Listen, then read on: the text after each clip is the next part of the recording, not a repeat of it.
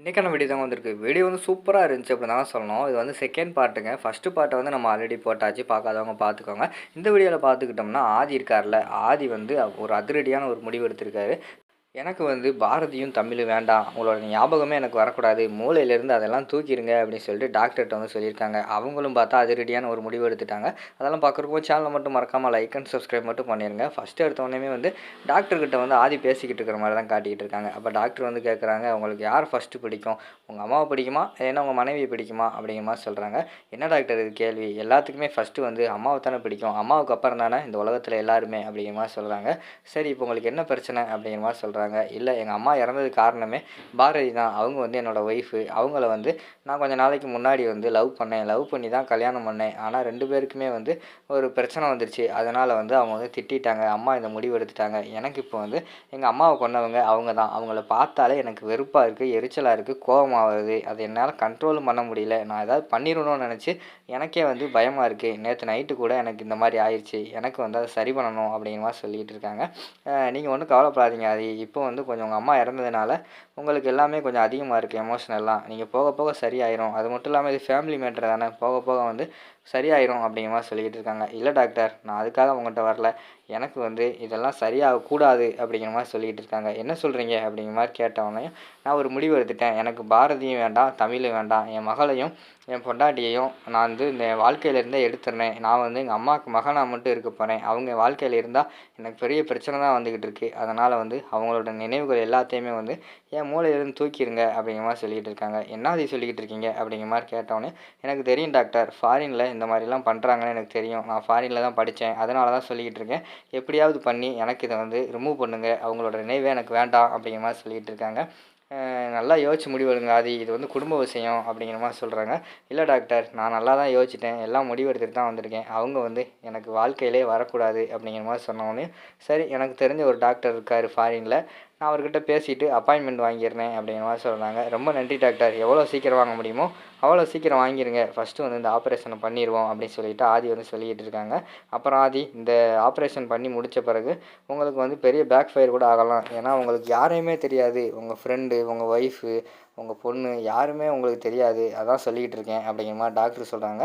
பரவாயில்ல டாக்டர், எனக்கு யாருமே வேண்டாம். நான் புதுசாக இருந்தால் போதும். எனக்கு அந்த நினைவுகளே வேண்டாம் அப்படிங்கிற மாதிரி சொல்லிவிட்டு ஆதி வந்து சொல்லிடுறாங்க. சரி, நான் வெளிநாட்டு டாக்டர்கிட்ட பேசி ஒரு அப்பாயின்மெண்ட் வாங்கிட்டு உங்களை கூப்பிட்றேன் அப்படின்னு சொல்லிட்டு ஆதி வந்து அனுப்பி வச்சிடுறாங்க. இந்த பக்கம் பார்த்தா தர்மலிங்கத்தை காட்டிக்கிட்டு இருக்காங்க. அவர் வந்து வீட்டுக்கு வராரு. குடும்பத்தில் எல்லாருமே வந்து ஒரு மாதிரி கவலையாக இருக்காங்க. ஏன்னா பாட்டி இறந்துட்டாங்கன்னு சொல்லி டெத் சர்டிஃபிகேட் வாங்கி சொத்தெல்லாம் மாற்றிட்டார்ல, அதனால் வந்து கவலையாக இருக்காங்க. தர்மலிங்கம் வந்து நல்லவர் போல் வந்து ஆண்டாளுக்கிட்ட வந்து, இந்தாத்தா கோயிலுக்கு போயிட்டு உனக்காக வேண்டிகிட்டு வந்திருக்கேன், திருநீர் வச்சுக்கோ அப்படிங்கிற மாதிரி கொடுக்காங்க. அப்பா நிறுத்து, எதுக்கு இப்படி பண்ண அப்படிங்கிற மாதிரி வந்து கோவப்படுறாங்க. என்னத்தா பண்ணேன் அப்படிங்கிற மாதிரி கேட்டவொடனையும், இந்த சொத்து யார் பேரில் இருக்குது அப்படிங்கிற மாதிரி கேட்காங்க. வேறு யார் பேரில்? என் பேரில் தான் இருக்குது அப்படிங்கிற மாதிரி சொல்கிறாங்க. என்னப்பா நீ பாட்டி பேரில் இருந்த சொத்தை உன் பேருக்கு எதுக்கு மாற்றினேன் அப்படிங்கிற மாதிரி கேட்காங்க.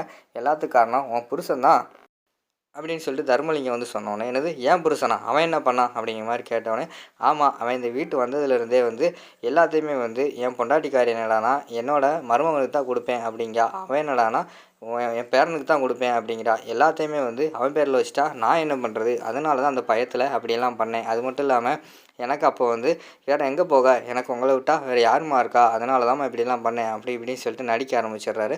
பார்த்தீங்களா, நான் சொன்னேன்னா எங்கள் அப்பா வந்து ஏதோ ஒரு கோவத்தில் தான் பண்ணியிருக்காரு அப்படிங்கிற மாதிரி சொல்கிறாங்க. ஏய் நடிக்கிறான்டி, அவன் சொத்து மேலே ஆசைப்பட்டு தான் பண்ணியிருக்கான் அப்படின்னு சொல்லிட்டு அழகர் வந்து சொல்லிக்கிட்டு இருக்காங்க.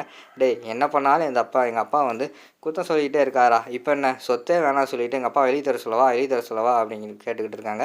ஆமாம், வெளியே கொடுத்துட்டாலும் அங்கிட்டு போங்கடி அப்படின்னு சொல்லிட்டு அழகர் வந்து கோவப்பட்டு போயிடுறாங்க. அடுத்து வந்து நம்ம பாட்டி வந்து முடிவெடுக்காங்க. இல்லை ஆண்டாள், இனிமேல் சொத்து அவனே வச்சுக்கிட்டோம், எனக்கு எதுவுமே வேண்டாம், எனக்கு வாழவே பிடிக்கலை அப்படிங்கிற மாதிரி வந்து பாட்டி வந்து சொல்லிகிட்டு இருக்காங்க. பாட்டி, என்ன பாட்டி இப்படிலாம் பேசிக்கிட்டு இருக்க அப்படின்னு சொல்லிட்டு ஆண்டாள் சொன்னோன்னே, ஆமாம், இனிமேல் நான் அந்த வீட்டில் இருக்க மாட்டேன். எனக்கு வந்து என் பிள்ளையே வேண்டாம். நான் ஒரே ஒரு பிள்ளையை பெற்றேன், அது இந்த மாதிரி பெற்றுட்டேன்னு சொல்லிட்டு எனக்கு ரொம்ப கவலையாக இருக்குது. நான் உயிரோடு இருக்கும்போதே வந்து நான் இறந்துட்டேன்னு சொல்லிட்டு டெத் சர்டிஃபிகேட்லாம் வாங்கி கொண்டு வந்து இப்படி சொத்தை மாற்றி வச்சுருக்கானே, நாளைக்கு நான் தூங்கிட்டு இருப்ப தலையில் தூக்கி கல்லை போட்டான்னா நான் என்ன பண்ணுறது? இனிமேல் அவனை நம்பி இந்த வீட்டிலே இருக்க மாட்டேன். நான் என் மூஞ்சியில் கடைசியாக முழிக்கிற முழிப்பே இதுதான். இதுக்கப்புறம் வந்து அவன் மூஞ்சிலேயே நான் முழிக்க மாட்டேன். எங்கேயாவது போக போகிறேன் அப்படிங்கிற மாதிரி சொல்லிக்கிட்டு இருக்காங்க. பாட்டி என்ன பாட்டி இப்படியெல்லாம் முடிவு எடுத்துக்கிட்டு இருக்க அப்படிங்கிற மாதிரி வந்து பவித்ரா சொல்கிறாங்க. ஆமாடி எனக்கு வந்து பிடிக்கலை. இவன் வந்து இனிமேல் வந்து என் பிள்ளையே கிடையாது. நான் இறந்தா கூட இவன் வந்து வரக்கூடாது. என் மூஞ்சியில் வந்து இவன் முழிக்கவே கூடாது. நான் இறந்தா என்னை கொல்லி போடுறது என் பேரன் தான் போடுவான் அப்படின்னு சொல்லிட்டு பாட்டி வந்து கோவப்பட்டு போகிற மாதிரி காட்டுறாங்க. அடுத்த சீனில் பார்த்துக்கிட்டோம்னா நம்ம பாரதியும் தமிழ் அழுதுகிட்டு இருக்காங்க. அங்கே வந்து ஆண்டாள் வராங்க. என்னடி ஆச்சு ஆதி எங்கே அப்படிங்கிற மாதிரி சொன்னோடனே பாரதி வந்து அழுதுகிட்டே சொல்கிறாங்க. ஆதி வந்து முன்ன மாதிரி இல்லடி, அவர் வந்து ரொம்ப மாறிட்டார். அவர் என்னமோ என்னை காப்பாற்றுறதுக்காக தான் வந்திருக்காரு. நான் மட்டும் மருந்து சாப்பிட்லைன்னா அவர் இந்த இடத்துக்கு வந்திருக்கவே மாட்டார். நாங்கள் போய் தொலைகிறோன்னு சொல்லிட்டு போயிருப்பார். இப்போயும் வந்துட்டு என்கிட்ட கோவப்பட்டாலும் பரவாயில்ல, அங்கே பார்த்தா தமிழ்கிட்டையும் கோவப்பட்டுக்கிட்டு தான் இருக்கார். எனக்கு என்னமோ வந்து அவர் பிரிஞ்சு போயிடுவார்னு நினச்சிக்கிட்டு இருக்கேன் அப்படிங்கிற மாதிரி சொல்கிறாங்க. இல்லடி, அவர் கோவத்தில் தான் அப்படி பண்ணுறாரு. கோவத்தை வந்து எப்படி காட்டுன்னு தெரியாமல் இப்படிலாம் பண்ணிக்கிட்டு இருக்காருன்னு சொல்கிறாங்க. இல்லடி, எனக்கு அவரை பார்த்தாலே தெரியும். அவரோட ஒவ்வொரு அசைவுகளும் எனக்கு புரிஞ்சுக்க முடியும். இப்போ வந்து அவர் டோட்டலாக வேறு மாதிரி இருக்காருடி. எனக்கு வந்து டவுட்டாக இருக்குது. அவர் வந்து போயிடுவார்னு நினைக்கிறேன் அப்படிங்கிற மாதிரி சொல்லிகிட்டு இருக்காங்க. அப்படியெல்லாம் போக மாட்டாடி அப்படின்னு சொல்லிட்டு ஆண்டாளை வந்து சமாதானப்படுத்திக்கிட்டு இருக்காங்க. அடுத்து பார்த்தா ஆண்டாள் வந்து வீட்டுக்கு வராங்க. அழகர் வந்து அவர் தர்மலிங்கம் ஃபோட்டோவே அவங்க ரூமில் ஒன்று மாட்டியிருக்கு. அதையே பார்த்துக்கிட்டே இருக்கிற மாதிரி காட்டுறாங்க. எதுக்கு இவன் அப்பாவோட ஃபோட்டோவை பார்த்துக்கிட்டு இருக்கானே அப்படின்னு சொல்லிட்டு ஆண்டாள் வந்து யோசிச்சுக்கிட்டே இருக்காங்க. டக்குன்னு அந்த ஃபோட்டோவை கொண்டு போய் கழட்டி கொண்டு போகிறாரு. கொண்டு போய் தூர போட்டுட்டு விறுவிறுன்னு வந்து நம்ம அழகரோட ஃபோட்டோவை பார்த்துட்டு இப்போ தான் ரூம்பே அழகாக இருக்குது அப்படிங்கிற மாதிரி சொல்லி சிரிக்கிற மாதிரி காட்டுறாங்க. அதோட பார்த்துக்கிட்டிங்கன்னா செகண்ட் பார்ட்டை முடிச்சிடுறாங்க.